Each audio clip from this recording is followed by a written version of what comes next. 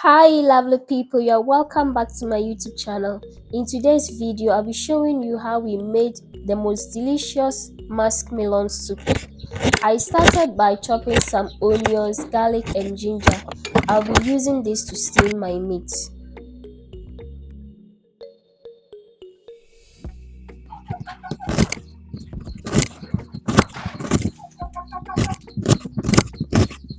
I'll transfer this into the blender and then blend it and set it aside.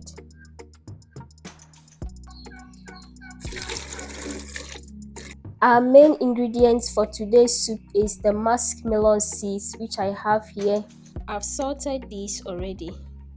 So I'll go ahead and transfer it into the pot, toast it for some few minutes, then I'll take it off the fire. After toasting it, I'll wash it because it looks a bit dirty, but if yours is clean, there's no need to wash it. So I'll wash it and I'll transfer it into a blender and blend it into a fine paste. I'm done toasting the musk melon seeds, so I'll take this off the fire. And here we have our meat, which I've placed on fire already, and I'm using turkey meat for this. I will transfer the blended ingredients, that is the onions, garlic and ginger, into the meat. Then I'll add my seasoning cube, salt to taste and some tomato paste. While this is on fire, I'll now go ahead and wash the musk melon seeds and blend. We call this niri in our local dialect.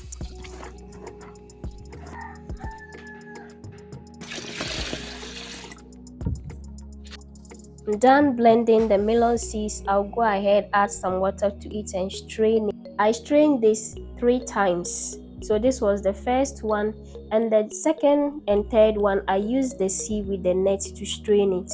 If you have watched to this point and you haven't liked the video, kindly do so, and also subscribe to this channel if you haven't subscribed for more valuable content. Thank you.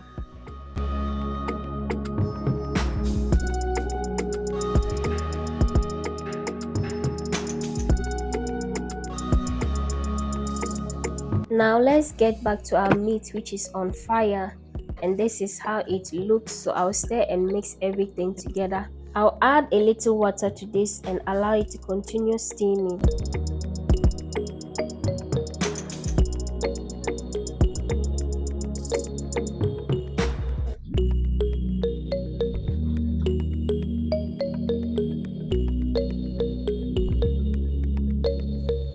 Our meat has steamed for some additional minutes, so at this point I'll take it off the fire, and then I can place our musk melon seeds juice on the fire.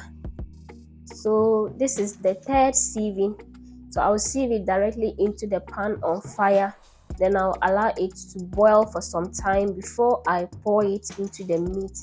The reason is that the meat is kind of soft and I don't want it to overcook.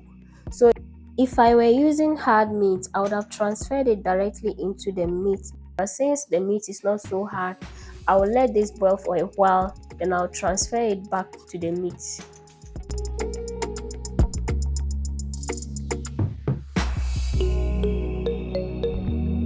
It's now time to add this to the meat, so right now that is what I'm doing, and this is how our soup looks like at the moment. It looks lovely already. I'll be adding some fresh tomatoes and fresh pepper to this soup. I'll let them cook together with the soup until they are soft, then I can remove them and grind. The tomatoes and the peppers have been boiling together with the soup for some time now, so I'll take them out of the soup, grind and then pour it back.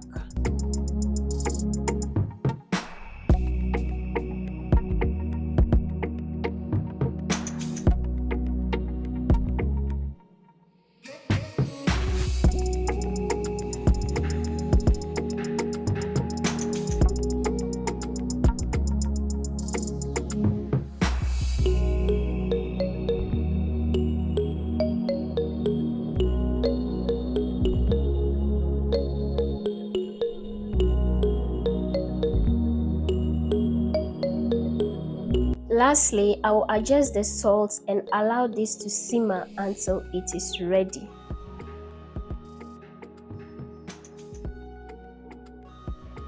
At this point, our soup is ready. So all we need to do is to take this off the fire and enjoy with whatever meal we have. So this is the final look of our soup. This soup can be enjoyed with fufu, rice balls, banku, kokonte, and what have you.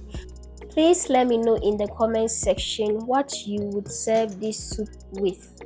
For us, we enjoyed ours with some kokonte, which was prepared from cassava flour. So if you don't know kokonte, we use cassava flour to make it, and it went so well. So please, you can also give it a try. It goes well with the kokonte or any meal. It's all weather. You all are invited.